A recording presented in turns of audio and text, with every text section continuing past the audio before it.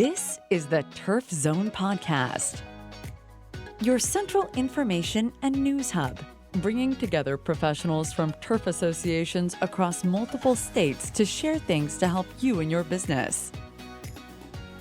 Brought to you in partnership with our friends at the New England Sports Turf Managers Association. Now, let's get in the zone.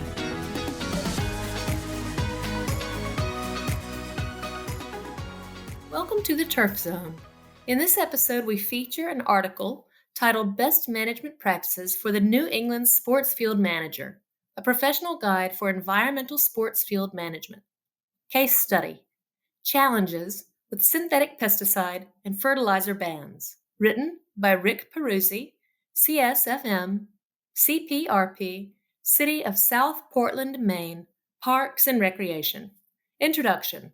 The South Portland, Maine City Council enacted a synthetic pesticide ban in 2016 and fertilizer ban in 2021 on public and private properties. Since 2016, changing our management approach to comply with the regulations, as well as researching and integrating alternative products for both pest management and fertility, has been difficult. Management of crabgrass and grubs has been particularly challenging.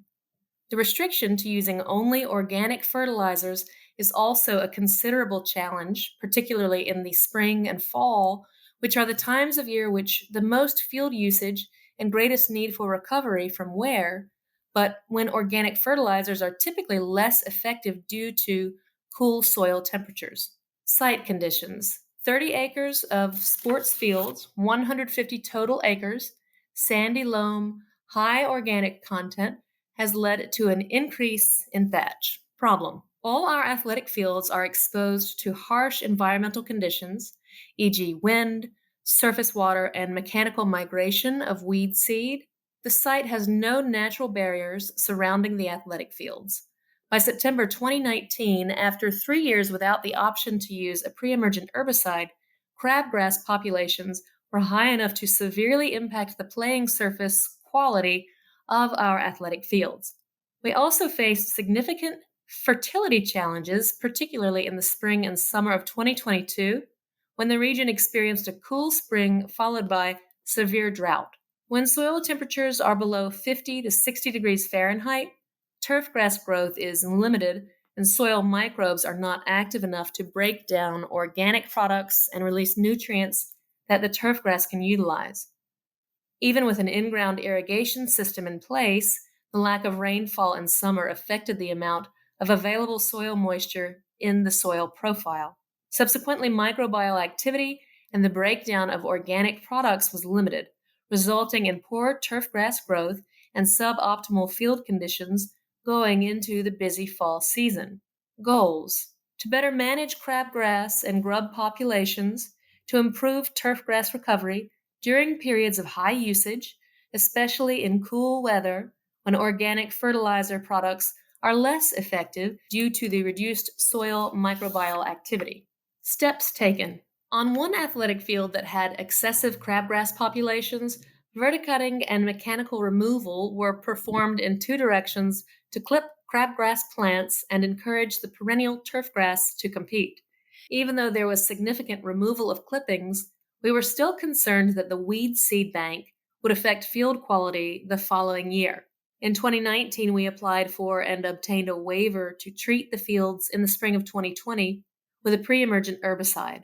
The COVID shutdown provided the opportunity to be strategically more aggressive with aeration, overseeding, and top dressing practices. Overseeding rates were 2 to 4 pounds per 1,000 feet, depending on existing turf density. Aeration was performed on each field 1 to 2 times, using a combination of hollow and solid tines. Fertility requirements are different every year as they are dictated by weather conditions. The warm spring and fall in 2020 produced ideal conditions to utilize organic products. However, the cool and damp conditions in the spring of 2022, followed by hot and dry conditions in the summer, were not suited to organic fertilizer products. Ground temperatures were not at the optimal range in the spring, and lack of moisture in summer prevented the microorganisms from breaking down the organic products so the turf could uptake nutrients. We obtained a waiver to apply a synthetic fertilizer on 2 of the 15 irrigated sports fields in fall 2022.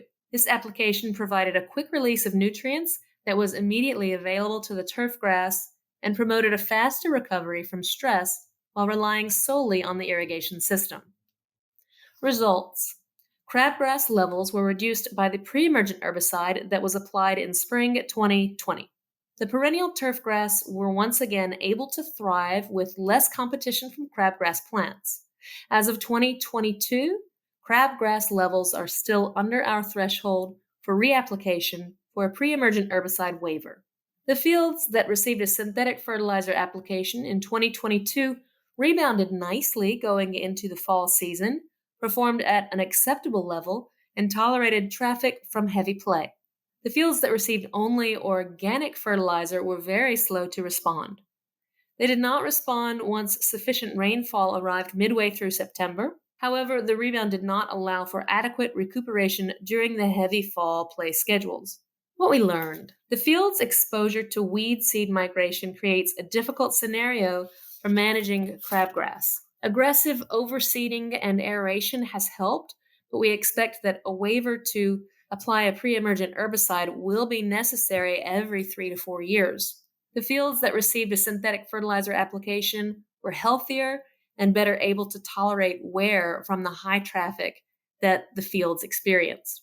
Conclusion: any turf management program is a work in progress that will evolve from year to year, whether traditional or non-traditional products are used. Restrictions on the use of certain products are a reality across the country. Getting ahead of these challenges is the most important task that a sports manager faces. Record keeping will play a pivotal role in how one approaches the hard conversations with policymakers to ensure that athletic fields are safe and playable. For all resources associated with this article, check out our show notes. Don't miss an episode. Subscribe on Apple Podcasts, Spotify, or wherever you get your podcasts. You can also visit us at theturfzone.com. You've been listening to The Turf Zone. For more episodes of The Turf Zone, visit theturfzone.com and subscribe on Apple Podcast, Stitcher, or your favorite podcast app.